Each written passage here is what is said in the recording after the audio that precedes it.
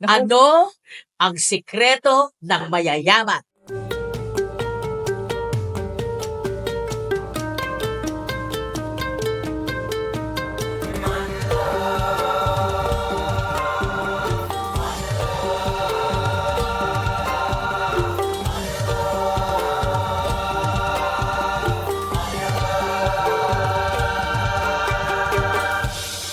Welcome to the third episode of Money Love with me, Garlic Garcia. And of course, we're with our Money Love expert, Edna Chua. hey girl! Okay, Edna. Okay, go. Diretsyong tanong. Ito Oh. talagang gusto kong malaman. Sige, go. Naku, Ano ang sikreto ng mayayaman? Yeah.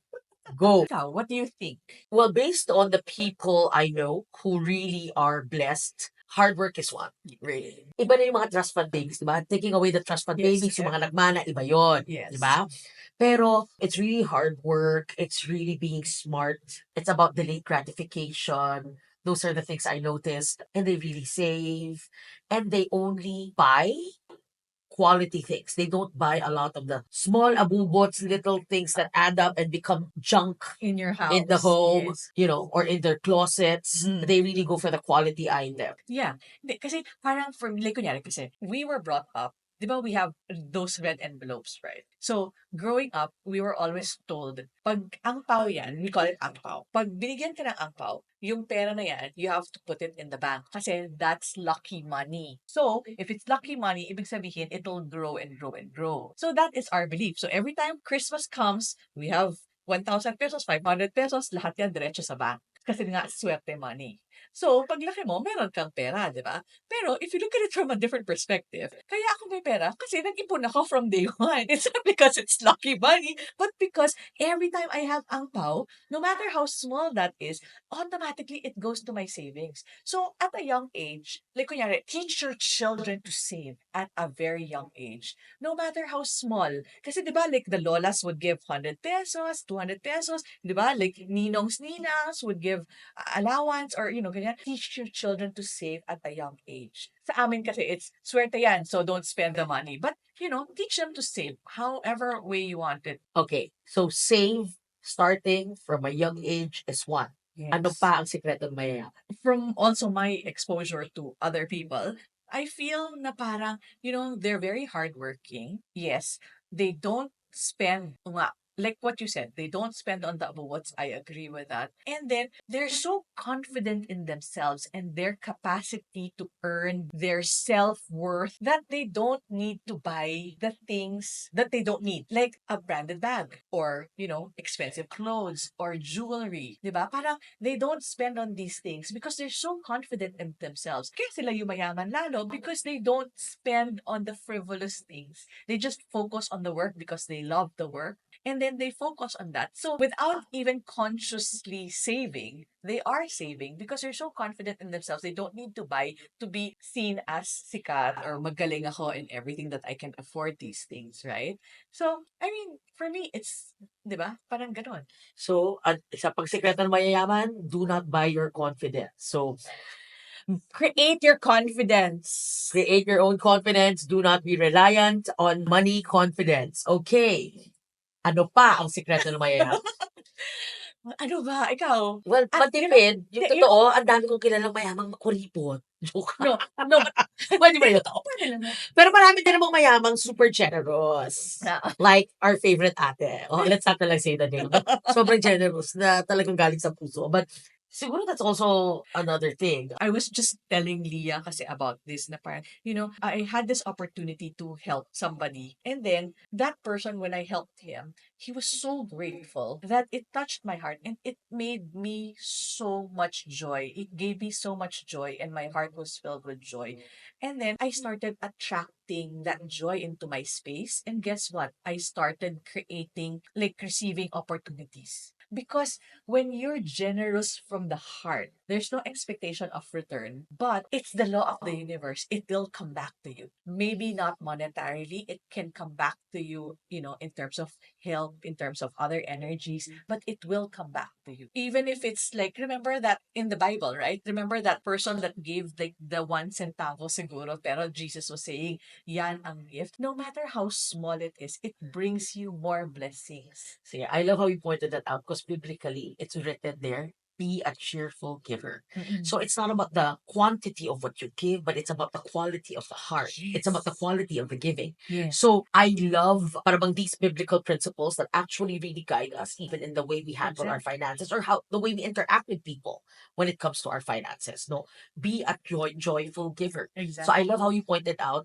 that you want more money, you gotta have more joy. When, Kasi dear, the more miserable you are, the more no money you have. and the thing is this, kung kunyari lang, you, for example, kunyari, you're supporting your family, kunyari lang. Instead of saying every time, kunyari, you're paying rent, every time lang sabi mo, ay nako, ito na nga lang yung pera ko, I have to pay rent pa. Then the energy is very heavy. It's like the energy, your subconscious is saying, oh, this money is being taken from me because it's given grudgingly. So it's taken from me. It's not my choice. It's taken.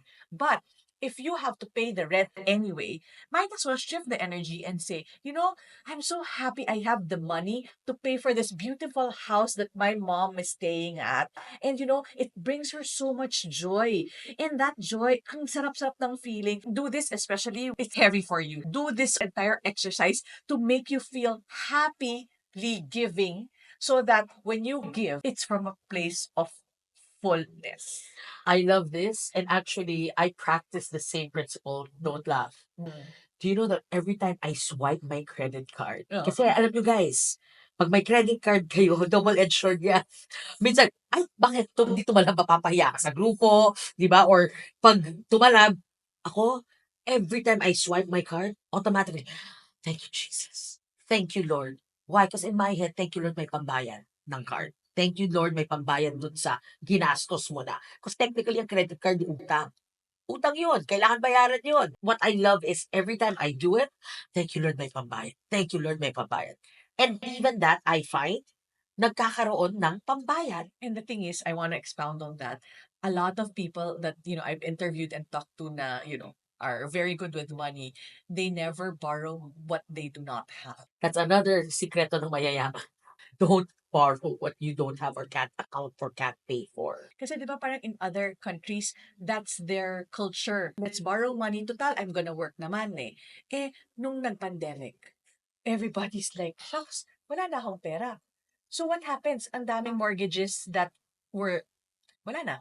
They threw away their down payments and everything. They just left the place that they were making fulog. So be very careful with, you know, utang. But having said that, another secret that I just remembered, passive income.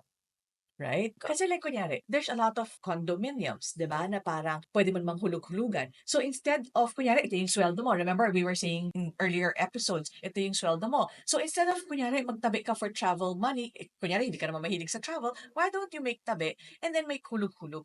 Kasi I have a friend who was, I think at 21, she was offered a property in Rockwell in Quezon City. Tapos ang ginawa niya, she's working naman. And then, syempre, may pagkain naman siya, may bahay. So, technically, wala naman siyang expenses. Tapos yung sweldo niya is just yung regular gastos lang niya ng gimmick, which she's not naman mag-gimmick. So, she was able to save. So, ang ginagawa niya, every month, yung sweldo niya, pinanghuhulog niya dun sa Rockwell. At 25 years old, meron na siyang unit sa Rockwell in wherever that is. And then, that's now is generating passive income for her. And she started young and it's forced saving. So that's very crucial. Yes. Sige, one last sikreto ng mayayaman. Ano pa? One last sikreto.